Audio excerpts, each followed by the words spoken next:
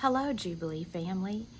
When Elaine asked if I would speak on this passage with the theme, Hope Does Not Disappoint, I said yes. And then I almost texted back, you may not want me to because I don't agree with this theme. Hope does disappoint. But then there was the Spirit's nudging.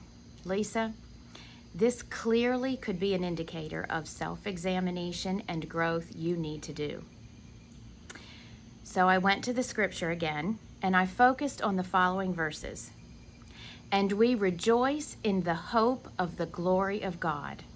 We also rejoice in our sufferings because we know that suffering produces perseverance, perseverance, character, and character, hope. And hope does not disappoint. So then 3 questions came to my mind. What is Christian hope? Why do I experience disappointment? How can I claim and act on that hope that does not disappoint? First, what makes Christian hope different? Christian hope is backed by God's promises. Daniel Schroyer explained it this way. God will make all things new. It's hard right now, but we believe God promised, behold, I make all things new. We trust God finishes the work God starts. She goes on to say about how sometimes we don't know how we'll get up when the world feels dark and horrible. We feel dark and horrible, but we claim hope. We believe the story isn't finished yet. We know God will fulfill God's promises and make wholeness. And yes, sometimes we feel God hasn't come through on those promises. We can turn to Scripture, which is a story of God's relationship with God's creation. God still loves us. God is steadfast. God stays present. It's about God's timing, God's ways, not ours. Nadia Bolz-Weber says, hope is defiant. The basic confession we have to make all the time is that a light shines in the darkness and the darkness cannot, will not overcome it. We need to claim that promise over and over and point it out to each other. I had to think about what Colby said last week. Light shines brighter in the dark. It may feel sometimes like everything is raging, conspiring against us, but oh no, there's something deeper, more powerful. It's that light, and it will overcome the darkness.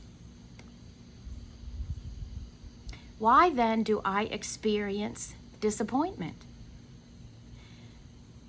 My humanness, my lack of staying focused, centered on God, for me, it's that I got this. I can do it. Work harder, Lisa. Learn more. My controlling nature, the way I think hope should look. One recent example illustrates this. I currently have this hope that I'll be a decent runner again and prove to my family that I still got it. In order to stay running, though, I have to talk to myself in my head to convince my body and mind to keep going. And I become totally absorbed in this. Well, Zach was kindly running with me one day, and suddenly he put his hand out in front of me and said, Mom, what are you doing? Just then, a big goose started coming and hissing loudly at me. Here, right in front of me, were this little bunch of young goslings crossing the road, and I was about to run right into them. It hit me. How often am I so absorbed in my agenda that I'm unaware of people around me and that I might be about to step on or scare or neglect?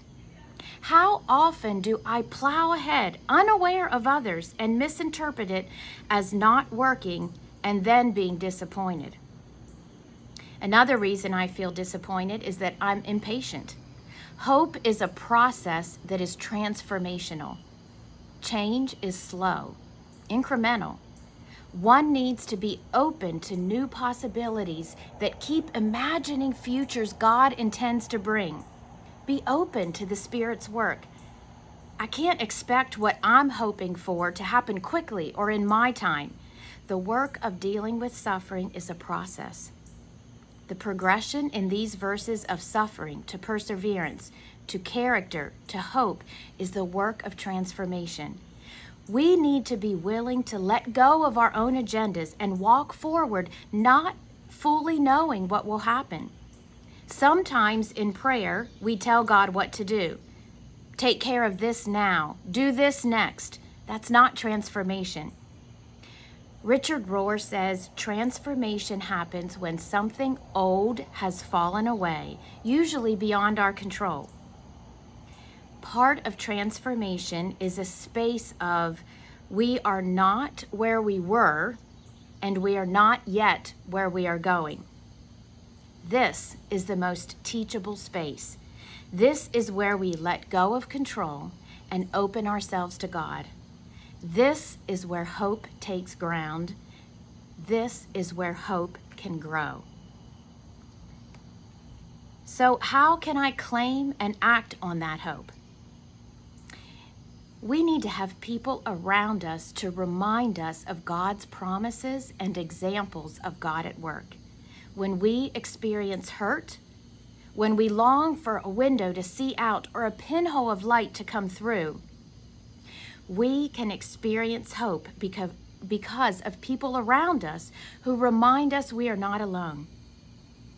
I think sometimes I'm doing this, that I'm aware, and then I do things like miss seeing those geese right in front of me, or I miss seeing the pain and everyday realities of injustice that my Black coworkers and friends have to deal with. Greg Taylor says hope has to have skin on it. I don't hope alone. I hope in community. Hope is relational.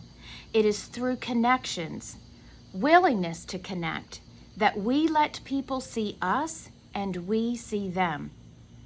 Hope is about relationship with God. It takes a lot of time of being present and in relationship with God and others. Hope is not a whim or a wish. It's a rock from which I stand, and that rock is Christ. Hebrews 10:23 says, "Let us hold unswervingly to the hope we profess, for God who promised is faithful."